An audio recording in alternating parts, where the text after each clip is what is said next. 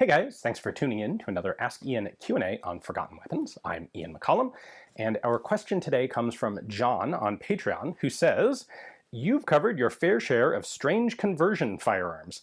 Have you ever come across a bullpup conversion that was actually useful and not a kludge?" Now, before I get into this, I wanted to allay the idea that I simply don't like bullpups. So I've got two of them up here. I was going to film this video just with the FAMAS. I figured, I love the FAMAS. That shows that, right? And I realized, well, no, if I just put the FAMAS up, people are going to go, you only like that because it's French. So I have two cool bullpups here that I like, and they're not the only bullpups that I like, the VHS and the FAMAS. However, my answer to John's question is a very simple and unequivocal no. I have never come across a bullpup conversion that isn't crap. The closest that I've come is, well, all the conversions are garbage. The Polish MSBS Grot rifle was developed from the ground up to be convertible between a bullpup and a standard configuration rifle. And in bullpup configuration, it's fine. I did have the chance to do some shooting with it, both in standard and bullpup configuration side by side, and frankly, standard configuration, it's significantly nicer than set up as a bullpup. But that I don't consider a conversion, because it was like the engineering department had a chance to figure out how they were going to make it a good bullpup from the ground up.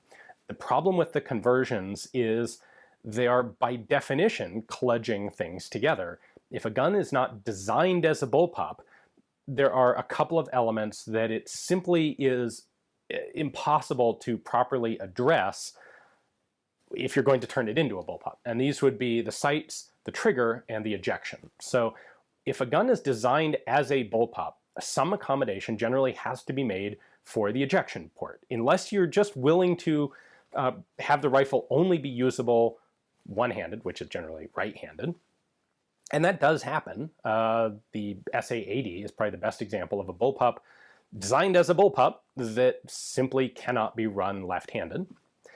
But short of that, you're going to have to come up with some way to make the rifle interchangeable from hand to hand, even if it involves switching out some parts so that you can only shoot it from one shoulder, but you can at least pick which shoulder.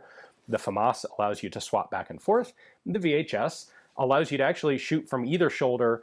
You can swap the ejection port either way, and you can also shoot from either shoulder. It's a really good setup. And then you have the occasional designs that have forward ejecting or downward ejecting, again, to accommodate this need for the ejection port. In a standard rifle, the ejection port's way out in front of the gun, and it doesn't matter which side it's ejecting out of because it's not actually going to interfere with the process of shooting it.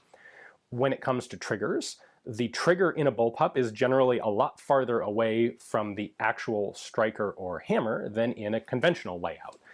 That's not necessarily a problem. You can have pretty darn good, you can actually have really good bullpup triggers, but it requires a little more care in designing that trigger mechanism than in a standard configuration rifle. And when you take a standard rifle and convert it into a bullpup, you are by definition having to kludge some sort of long trigger linkage, and those are inevitably always poor quality. Because if you want it to be not poor quality, you have to do things differently. You have to do it from the original design, which again, as a conversion, by definition, it's not in the original design. Lastly, you have the sights. The sights used like 30 years ago would have been a bigger deal than they are today. Today, it doesn't really matter if you don't have iron sights on the gun. If you can mount an optic, it's pretty much good to go. It's nice to have iron sights. Both of these do. And the thing is, on the conversions, of course, the sights, if you have a standard configuration rifle and you convert it to bullpup, it's almost impossible to retain use of the sights because they're physically in the wrong part of the gun now.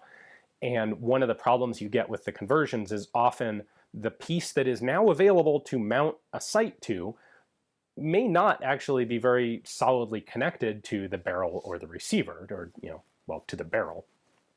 And if your sight is not really well stably connected to the barrel, you're going to have a hard time holding zero.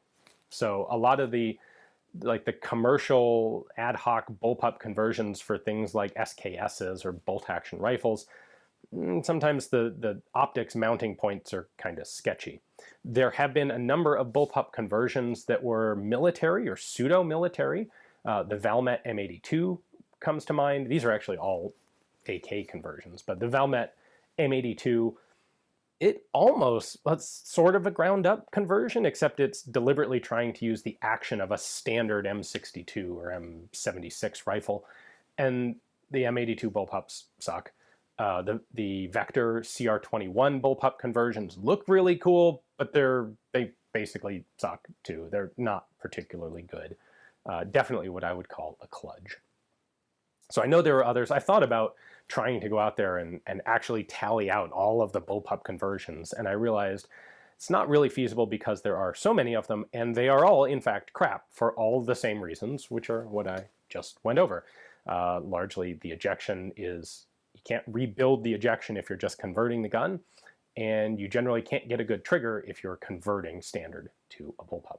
So that's the answer I've got for that one, John. Hopefully I didn't hurt too many people's feelings out there. I've seen some of those. I've shot a lot of the guns that I've been talking about here. And just no, they're just not very good. So, if you would like to have your own question answered in video format like this, go ahead and check out Patreon or Utreon. Subscribe, help support Forgotten Weapons. And I have threads going on both of those platforms each month for subscribers to give me questions for Q&A videos like this one. Thanks for watching.